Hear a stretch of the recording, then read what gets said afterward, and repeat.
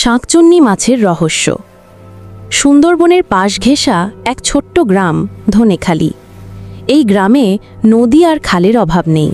মাটির ঘর, তালগাছের ছায়া আর ঢেউ খেলানো খালের বুকে নৌকার ছলাৎ ছলাৎ শব্দ সব মিলিয়ে যেন ছবির মতো এক শান্তিপূর্ণ জায়গা। এই গ্রামেরই ছেলে ছিল রিঙ্কু। বয়স মাত্র 15, কিন্তু মাছ ধরায় সে একেবারে ওস্তাদ। তার দাদু বলতেন, রিঙ্কুর জাল ছুঁয়ে গেলে মাছেরা নিজেরাই ধরা দেয়। একদিন বর্ষার শেষে গাঙের জল একটু নামতে শুরু করেছে। তখন এক অদ্ভুত কথা রটে গেল গ্রামে। খালের মোহনায় নাকি শাঁকচুন্নি মাছ ধরা পড়েছে। শাঁকচুন্নি মাছ, এই নামেই ভয় পায় অনেক জেলে। বলে এই মাছ নাকি মানুষের ছায়া দেখে গায়েব হয়ে যায়। আবার কেউ কেউ বলতো এই মাছ নাকি ভূতের দূত। যার জালে ধরা পড়ে সে রাতের বেলা ভয়ঙ্কর দুঃস্বপ্নে পুড়ে মরে।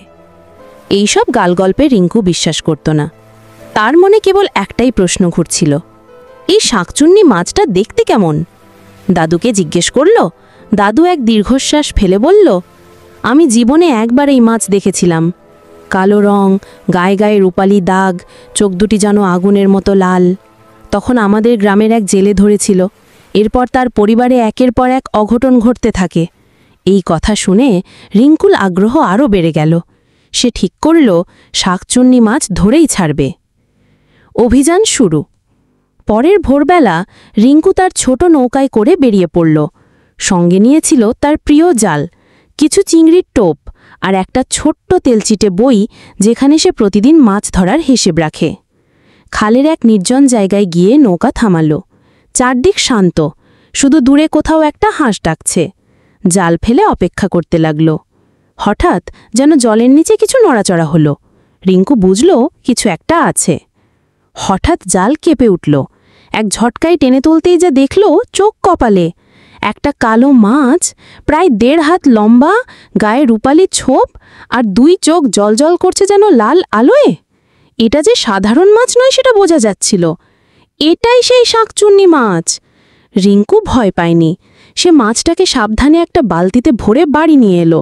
তবে তখনও সে জানত না সামনে কি ভয়ঙ্কর সময় অপেক্ষা করছে। অভিশাপ নেমে এলো। রাতের বেলা হঠাৎ ঘুমের মধ্যে রিঙ্কু চিৎকার করে উঠল। মা বাবা দৌড়ে এলো। সে কাঁপছে, গলা শুকলো। বলল, এক মহিলা সাদা শাড়ি পরে, মাছের মতোই লাল চোখ, বলছে আমার সঙ্গীকে ফেরাও, না হলে তুমি হারাবে সব। পরদিন সকালে বালতির ভেতর মাছটা নেই। কেউ জানে না ওটা কোথায় গেল। জানলার পাশে কাদামাটি দেখে মনে হলো যেন কেউ বাইরে থেকে এসে মাছটা নিয়ে গেছে। গ্রামে আবার কথা ছড়িয়ে পড়ল, রিঙ্কু শাঁকচুন্নি মাছ ধরেছিল, তাই অশুভ শক্তি তাকে তাড়া করছে। রিঙ্কুর দাদু তখন একটা প্রস্তাব দিলেন, শাঁকচুন্নি মাছকে মুক্তি না দিলে ওর প্রেতশক্তি ছাড়বে না, কিন্তু সে তো পালিয়ে গেছে, আমাদের তাকে ফিরিয়ে দিতে হবে নদীর কাছে। তারা গিয়ে সেই পুরনো মোহনায় কিছু ফুল, গঙ্গাজল আর রিঙ্কুর ব্যবহার করা জাল রেখে এলো। রিঙ্কু নিজের হাতে বলল, যদি তুই সত্যিই কিছু বেশি কিছু হোস তবে ক্ষমা চাই, তোর জায়গা নদী, থাক সেখানেই। এরপর কয়েকদিন কেটে গেল। আর কোনো দুঃস্বপ্ন নয়। রিঙ্কুর ঘুম ভালো হতে লাগল। জেলেরা বলল সেই খালে নাকি আবার সাধারণ মাছ ধরাও শুরু হয়েছে। শেষ কথা, রিঙ্কু আর কখনো শাঁকচুন্নি মাছ ধরতে যায়নি।